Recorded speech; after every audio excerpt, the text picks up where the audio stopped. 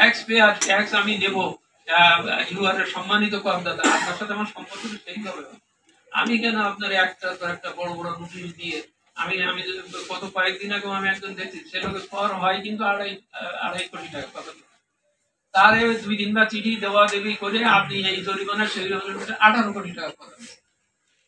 ও তো ভয়টা এই উত্তর হয়ে গেছে। তার আছে আমি বলি এখানে ওই যে নাসিক কিছুক্ষণ আগে বললেন যেটা, যে এখন ওই করা হয়েছে না আগে কি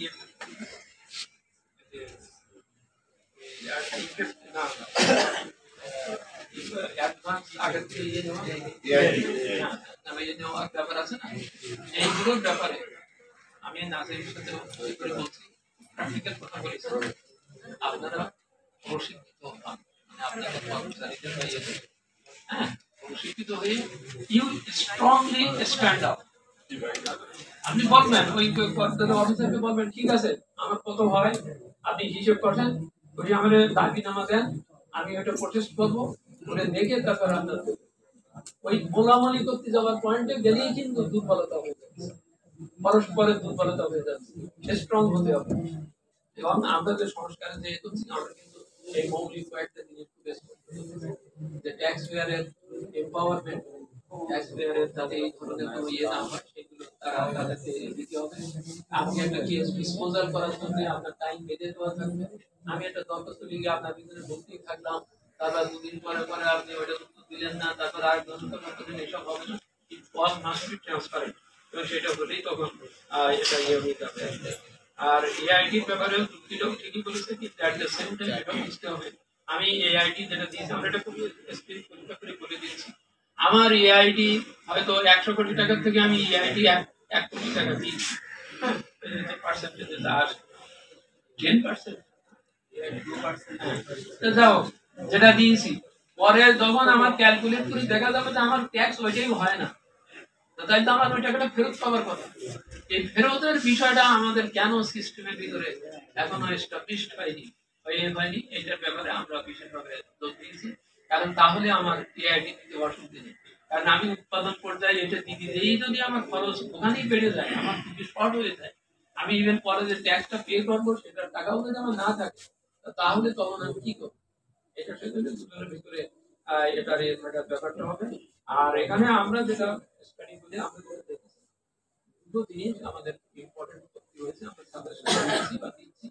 একটা হচ্ছে ওই যে বলেছেন ওই কর রাজস্ব বিভাগ আর কর নীতি বিভাগ, নীতি বিভাগ দুটো আসলে আলাদা এবং দুটোই রাখবো।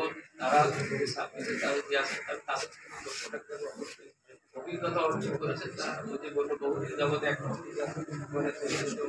তাদের বক্তব্যটাকে সম্মান করতে হবে।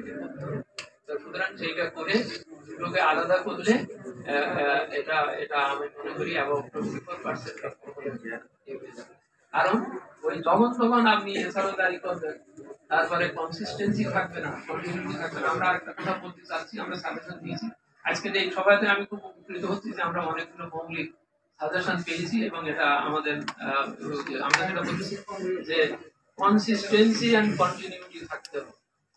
আপনি যদি একটা নতুন ট্যারিফ দেন মিনিমাম 5 বছর এটা বলবৎ থাকবে, তাহলে যিনি বিনিয়োগ করেন তিনি এটা সিদ্ধান্ত নিতে পারবেন যে আমার ওরা অর্থাৎ প্রত্যেক বছর যদি দেখে সেটা চেঞ্জ হয়ে যাচ্ছে তো তাহলে তো উনি বিনিয়োগে স্বচ্ছন্দ বোধ করবেন। এবং সবসময় লক্ষ্য রাখতে হবে ওই যে আমার নিজস্ব দেশীয় শিল্প, দেশীয় ব্যবস্থা এগুলো যাতে গড়ে ওঠে সেইভাবেই আমার দৃষ্টিভঙ্গি থাকবে। আমি বিদেশি ইনভেস্টরকে ডলার পাবো বলে মানে আমি তাকে ডাকলাম, কিন্তু ডেকে তো আমি আমার দেশের আমি সিমেন্ট সেক্টর কথা বলতে পারি, আমি নিজে ব্যক্তিগতভাবে আমি বিনিয়োগ করে থাকার আমি দেখছি যে হোলসেল একটা কোম্পানি আমার যমুনা সেতুতে সে দিচ্ছিল, সাপ্লাই দিচ্ছিল, কেউ এসে বললো ওনারে যদি আপনি এখানে 200 বেশি না 200 টন করার মতো একটা ক্ষমতার একটা ইয়ে দেন তাহলে ও ওখান থেকে ক্লিয়ার নিয়ে করে এবং তারপরে আপনার যমুনা সেতুতে সাপ্লাই দিচ্ছে। এই কথা বলে সে আমার নারায়ণগঞ্জের ওখানে ওই যে মেঘনার পাড়ে 33 একর জমি মাত্র 17 লাখ আমি টাকা পয়সার কথা হিসাব করে বলতে পারছি না, আমাকে দিয়ে দিতে হলো 90 বছরের দিন। আচ্ছা নিয়ে এসে কি করলো, সে এসেই আমি দেখলাম ওখানে আমার আশেপাশে যত ছোট ছোট আমার নির্দিষ্ট যে ইয়ে ছিল সিমেন্ট গাড়ি সেগুলো সব এই ফেলে সে আস্তে আস্তে দেখা গেল আমার না বলে, আমি বিনিয়োগ করে আমরা লাইসেন্স দিয়েছি, আমরা না বলে সে অফ করে বাইরে সে বিক্রি করলো বলছিলের কাছে। হুন্ডাই আগে ছিল,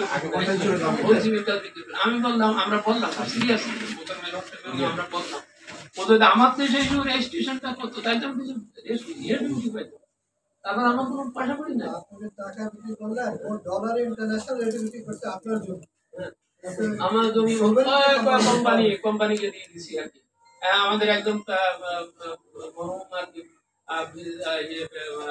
আইনত আমাদেরকে ফোন করলেন, আপনারা যদি এইরকম প্রতি থাকেন তাহলে দেশে ফরেন ফরেন আসবে কিনা।